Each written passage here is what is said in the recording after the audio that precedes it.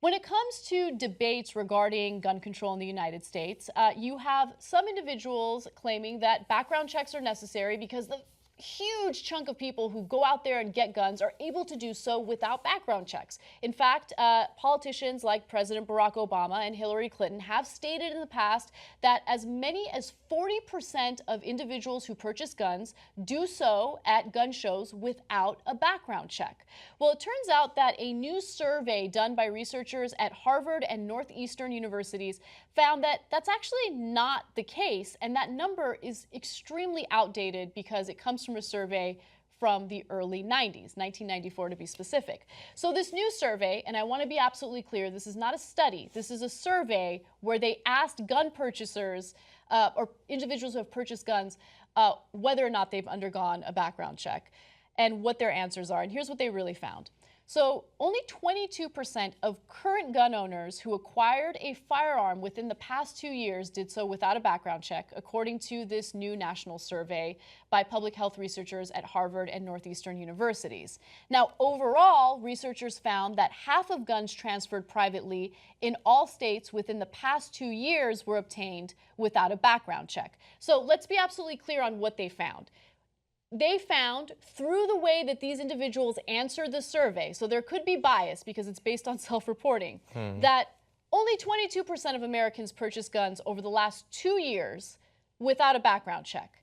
Of those individuals who did so at, let's say, a gun show or something like that,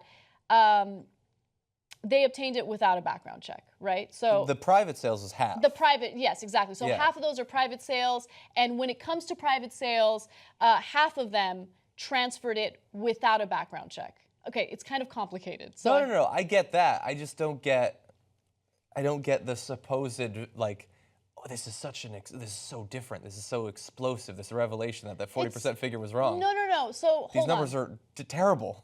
No. Okay, this is absolutely terrible. I want to be clear about something. So I don't think that it's a great thing that only 22% managed to purchase a firearm without a background check. That shows that there's still a gap, and I think everyone should purchase a gun with a background check, just to ensure that they haven't broken any laws and they shouldn't be able to legally purchase a gun. Or they shouldn't be able to purchase a gun if it's illegal to do so.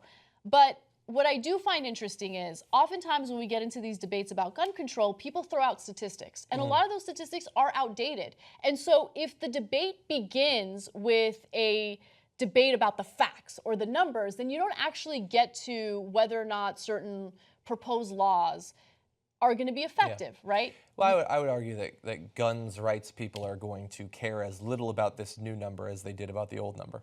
I think it's amazing that a 20-year-old estimate that was based off of a tiny little study that they extrapolated out to the entirety of the country was as close as it was.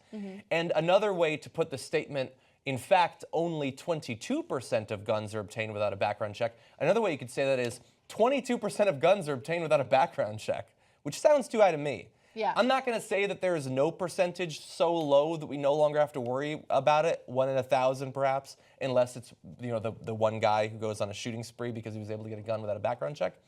But if you're concerned about 40% of guns being without a background check, I don't know why 22% is all that much more reassuring, especially when half of private gun sales are still done without a background check. Right, and look, it's not just about the background check themselves, it's about how rigorous they are, just because, let's say everyone gets a background check. Okay, well, what does that entail? What are they getting checked for?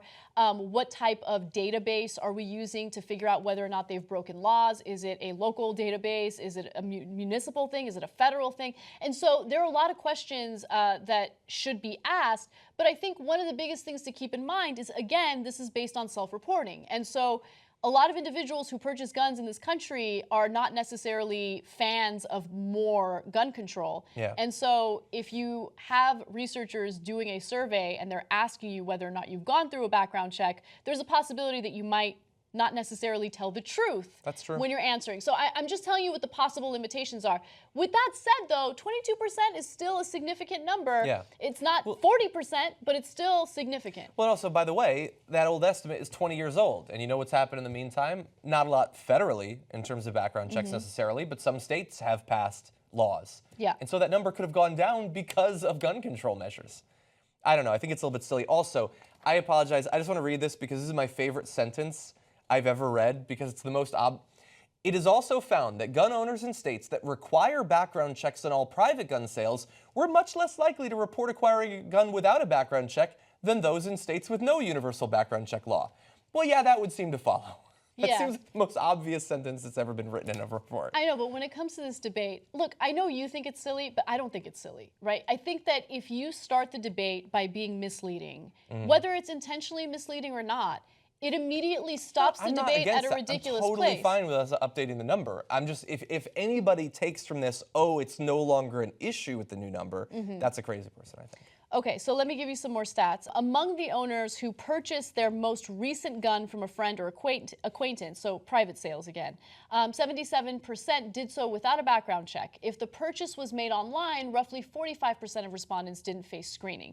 So this is a way to kind of break down, you know, where individuals are more likely to get a gun or obtain a gun without a background check. And obviously inheriting it or buying it in a private manner will probably lead to individuals getting it without a background check. An acquaintance?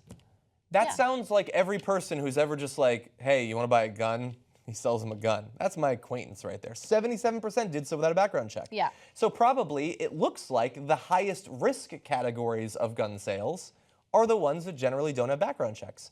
And again, this isn't talking about stopping anybody from getting a gun. This isn't about banning certain types of guns or anything like that. This is about you going through some sort of basic screening.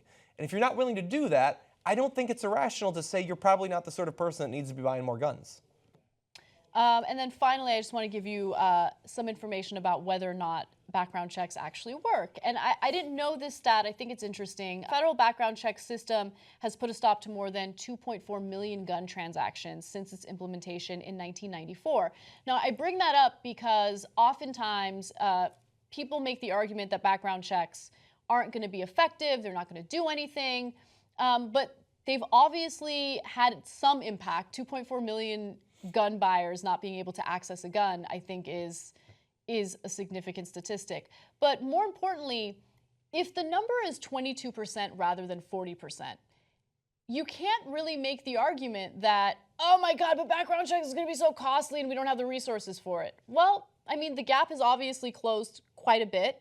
We don't need as many resources as we thought we might need if the number was 40%.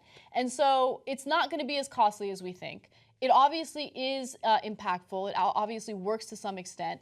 And so, and by the way, third point, the vast majority of Americans are actually in favor of federal background checks. Including gun owners, including members of the NRA.